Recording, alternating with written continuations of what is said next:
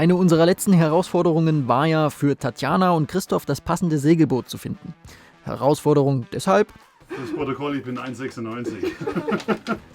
Wir haben nach langer Suche und ganz viel Spaß mit Maklern, die einfach keine Stehhöhen messen wollten, 2 Favoriten besichtigt. Einmal eine Jeannot 47cc. Ich persönlich war von der Qualität überrascht, da hat die Werft Mitte der 90er echt was Gutes gebaut. Und dann hatten wir eine Contest 46, in die sich Tatjana und Christoph ganz, ganz schnell verguckt haben. Für mich war die Entscheidung nach 2 Millisekunden gefallen, als wir da unten drin standen, also das Buch gesehen haben. Das ist tatsächlich so. Wir sind schnell in der Entscheidung und die stimmt meistens. Es gab auch direkt eine Entscheidung, ja, die Contest soll es werden für die beiden. Also, jetzt steht sie an Land und wir begutachten sie heute. Die Themen werden sein, natürlich das Teakdeck, dann das alte Rig, eine mysteriöse Delle im Rumpf und wir testen das gute Stück auch unter Segeln. Wobei wir nicht die einzigen auf dem Wasser waren. Also, sehr spannendes Schiff, sehr spannendes Gutachten. Los geht's!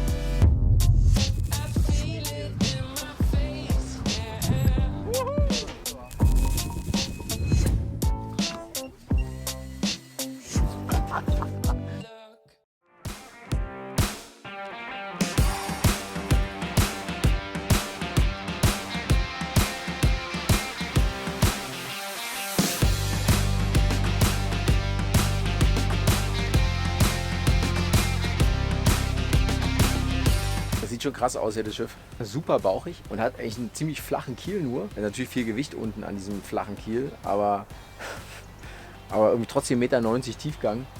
Wenn du den Kiel siehst, denkst du, das Ding hat 1,30 Meter oder so. Aber dadurch, dass er so bauchig ist, hängt er sehr tief und hat auch ein sehr hohes Gewicht. Wie viel? 22 Tonnen? Ja. Ja, das Schiff bringt ordentlich was auf die Waage. Das Spannende ist aber, dass diese 22 Tonnen gut 7 Tonnen mehr sind als das, was Contest als Leergewicht angibt. Das kommt unter anderem wohl daher, dass es seit geraumer Zeit als Wohnschiff im Hafen genutzt und kaum gesegelt wurde. Mit der Zeit kommt so halt immer mehr Zeug an Bord. Da gibt's definitiv Abnehmpotenzial. Wie gut sie bei Leichtwind segelt, das sehen wir nachher, aber ein bisschen Abspecken schadet der Performance auf keinen Fall.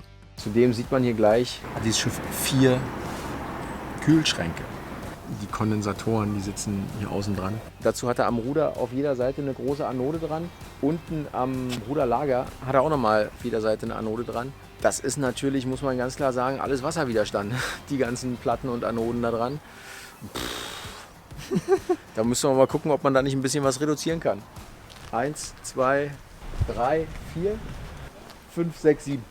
Ich muss mal gucken, ich bin noch nicht, ist noch nicht in mein Herz übergegangen.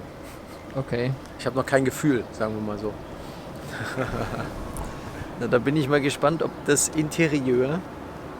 Gut, geh nicht an Deck. Aber innen, das wird es bestimmt rausreißen. Das Unterwasserschiff sieht ja schon ganz gut aus. Das ist ja gepflegt alles, also ist ja kein ungepflegtes Schiff oder so.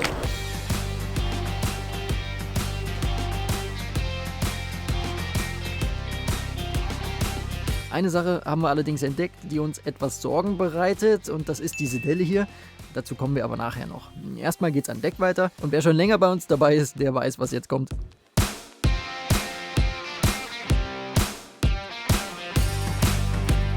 Hier zeigt sich eins, hier an der Stelle hat das Teakdeck angehoben, weil hier Feuchtigkeit, Wasser drunter gekommen ist. Wahrscheinlich an der Stelle, wo sie das nachverfugt haben hier, ist Wasser eingedrungen. An der Stelle sind aber 2 Schrauben drin. Das heißt, die 2 Schrauben sind entweder aus dem Teakdeck unten rausgerissen oder aber die hat es aus dem Deck gezogen. Wenn es sie aus dem Deck gezogen hat, dann sind da 2 Löcher drin. Und wenn hier Feuchtigkeit reinläuft, dann ist es natürlich nicht so schön.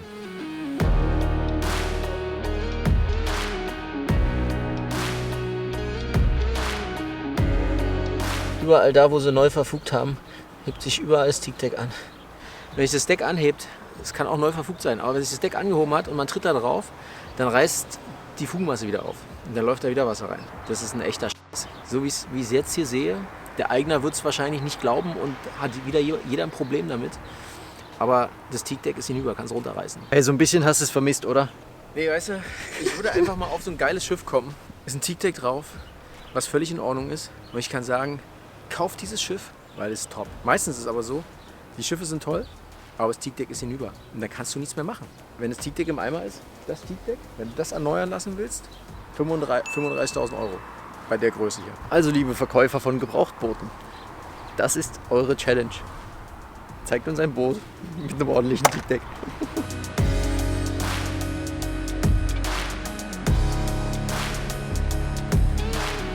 Das Teakdeck muss erneuert werden. Okay. Es reicht nicht, die Ceilings neu zu machen, weil es hat sich an einigen Stellen schon angehoben. Da ist Wasser drunter gelaufen. Irgendwann muss es neu machen, weil das hat Balsaholz im Deck drin.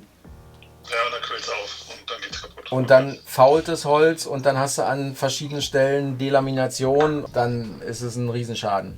Grundsätzlich haben wir ja gewusst, dass mit Teakdeck was zu machen ist. Es ist halt jetzt gescheit zu machen. Das nimmt mir die Entscheidung ab, ob ich es jetzt halb mache oder gescheit.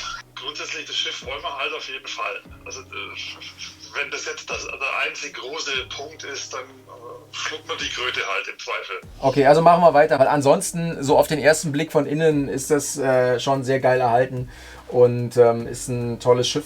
Wenn es jetzt in Anführungszeichen nur das Teakdeck ist und halt noch ein paar andere Kleinigkeiten, okay, fair enough, ist ein gebrauchtes Boot, Ja. dann ist es halt so.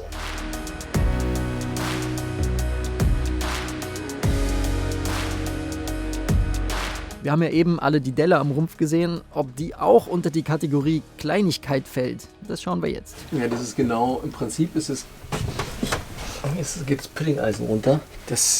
Bei Contest ist es halt so, dass es alles komplett verbaut ist, also zugebaut ist, oftmals. Und du an verschiedenen Stellen nicht rankommst, wie hier zum Beispiel, ist so unten der Wassertank direkt bis rangesetzt. Darunter ist alles verlaminiert. Du kommst quasi müsstest den ganzen Wassertank ausbauen, um an den Rumpf da ranzukommen. Und das ist schon schlecht. Genau hier hinter. Eigentlich müssen wir das Ding aufmachen. Das hier müssen wir abnehmen. Ja.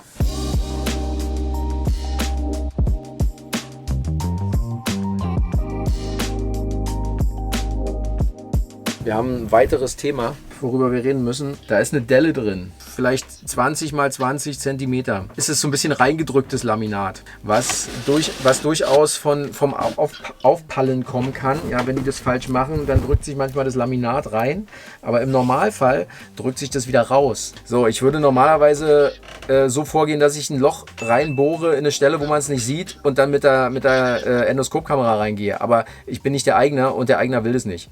Und hier ist keiner, der irgendwie eine Arbeit ausführen kann. Also es besteht ein Risiko, dass nachträglich was gemacht werden muss. Und das müsste auf alle Fälle nachträglich überprüft werden. Wenn du jetzt sagst, es ist dir zu unsicher, dann brechen wir das ab. Ich weiß, ich würde es deswegen nicht abbrechen. Aber wie gesagt... Das wäre jetzt auch mein Dafürhalten. Mir ist nur wichtig, dass es nicht absäuft. Nee, absaufen tut er nicht. Alrighty. Ja? Dann machen wir weiter. Okay, alles klar. Gut. Okay. Bis dann. Ciao.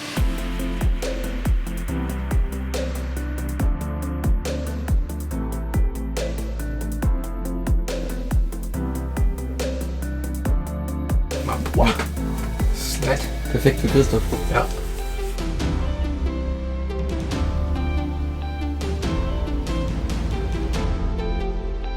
Ja, was man dann immer so sieht, ist so die Anschlüsse, die elektrischen. Wenn es mit Lüsterklemmen gemacht ist, die dann anfangen zu rosten, besonders so im Motorbereich, wo du halt auch mit Wasser und so weiter zu tun hast, wo es dann auch feucht ist. Und ich glaube, in der nächsten Zeit wird der Autopilot ausfallen, weil du ja dann auch große Übergangswiderstände hast. Da muss einfach mal der Anschluss neu gemacht werden. Ist jetzt überhaupt kein großes Ding. Wichtig ist an der Stelle, dass man eben auch so auf Kleinigkeiten achtet. Ja, besonders auch im elektrischen Bereich, Korrosion und so weiter. So ein Motor will so ein bisschen gepflegt sein und an den Anschlussstellen, wo Wasser rauskommen kann, muss man halt auch gucken, dass das wirklich dicht ist, sonst fängt es an zu rosten und wenn es dann gerostet hat, dann kann man das auch wieder neu lackieren. Und was man dem Boot auch zugute halten muss, wir sitzen hier gerade zu zweit ganz entspannt in diesem Bad. Also bei der Schiffsgröße gibt es auch größere Motorräume eigentlich. Allerdings ist der Motor auch relativ groß.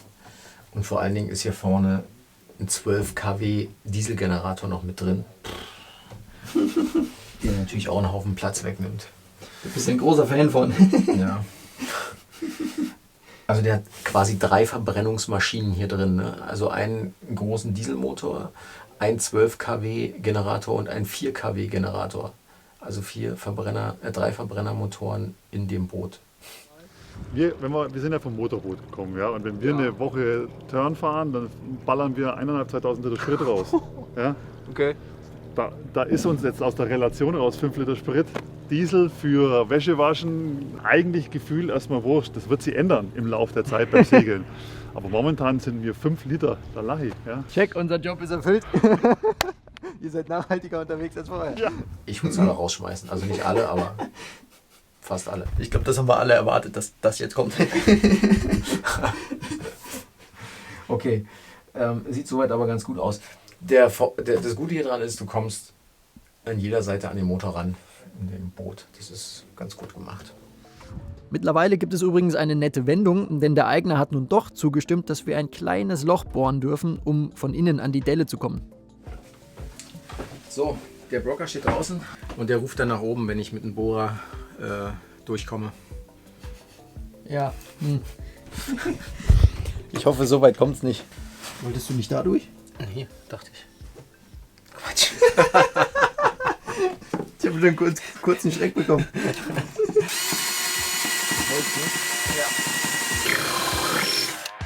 Ich bohre so gerne Löcher in Schiffe.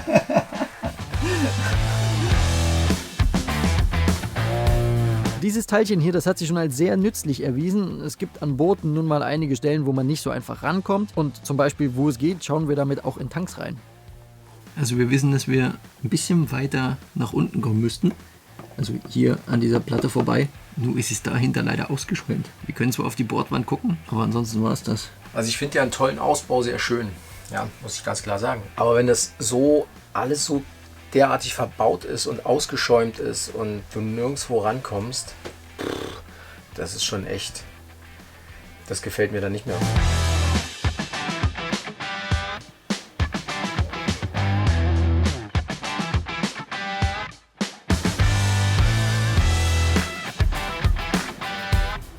Hast du schon gesehen? Hier sind wieder deine Lieblingsabdecker.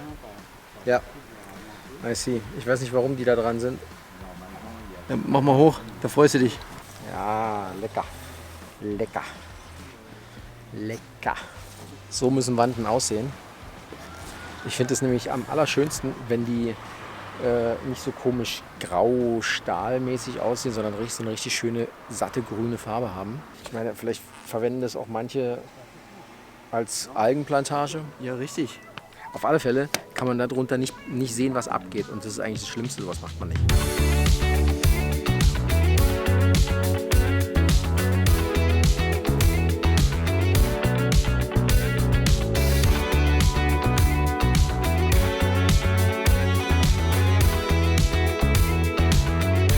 Ich finde das cool, dass der Voreigner dabei war. Der kannte das Schiff in- und auswendig. Der ist 75 Jahre alt und hat mehr Know-how wohl als der jetzige Eigner. Ja, mehr als alle bisherigen Eigner, mit denen wir jemals zu tun hatten. Der wusste alles. War echt gut. Der kannte jeden Schalter. Das Schiff ist ein Kraftwerk.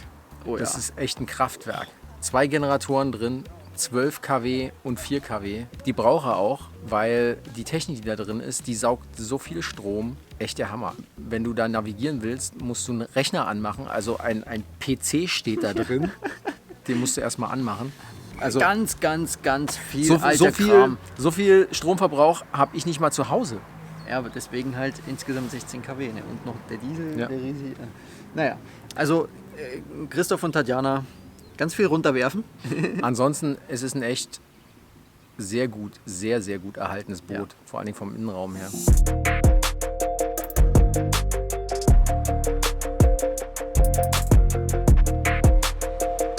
Man kann es natürlich auch anders sehen, aber unsere Philosophie mit Ausrüstung ist, dass alles wegrationalisiert gehört, was nicht wirklich gebraucht wird. Sonst nimmt alles Unnütze nur Platz weg, kostet Aufwand, wenn es kaputt geht und macht das Schiff nur unnötig schwer.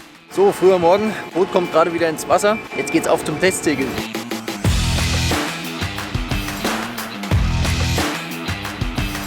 Oh, jetzt wird's interessant.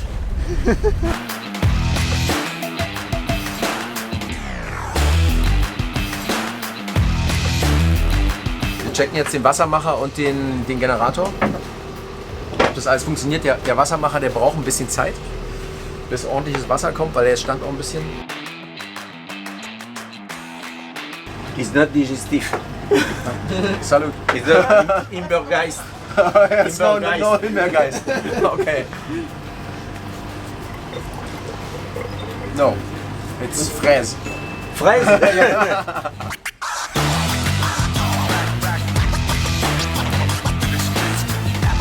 So, wir machen jetzt eine elektrische Windchannel ran. Das Kabel ist in der Tat zu dick. Es ist ein Starkstromkabel, also es sind nur 12 Volt, aber dadurch, dass da so viel Strom durchläuft, muss es dick sein. Und jetzt gucken wir mal, wie das Ding aussieht.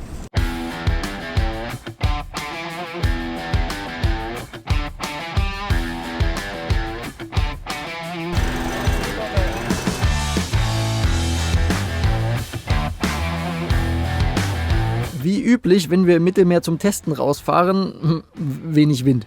Aber doch genügend, dass die übergewichtige Contest ganz gut angesprungen ist, dank ihrer 120 Quadratmeter Segelfläche. Wir hatten dementsprechend auch nicht viel Welle, aber die Bewegung, die man an Bord spürt, hat sich äußerst entspannt angefühlt. Fast schon behäbig, aber das ist erstmal nicht schlecht. Wenn man mal in richtig viel Wind landet und gegen an muss, möchte man in genau so einem Schiff sitzen. Sehr tief geschnittene Form, schwer, viel Ballast und damit aufrichtendes Moment. Von den 15 Tonnen Leergewicht wird der Ballast immerhin mit 6 Tonnen angegeben. Und um das alles gut bewegen zu können, braucht es auch eine 100 PS Maschine. Der schiebt eine Bugwelle vor sich her, das ist krass. Wie schnell waren wir jetzt gerade? Wir waren gerade bei 7,5, jetzt waren wir gerade bei 8. Und bei wie viel Umdrehung? 3000. Okay. Mal gucken, wie er bei 1800 macht.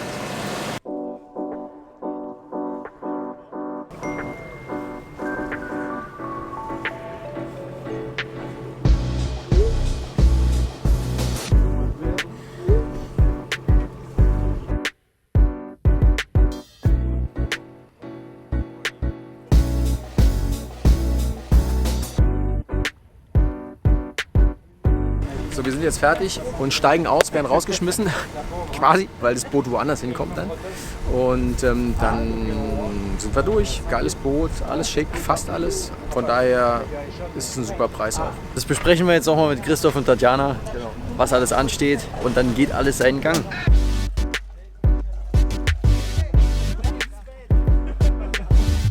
Die beiden konnten ja leider bei dem Gutachten nicht dabei sein, das wäre sicher echt lustig geworden.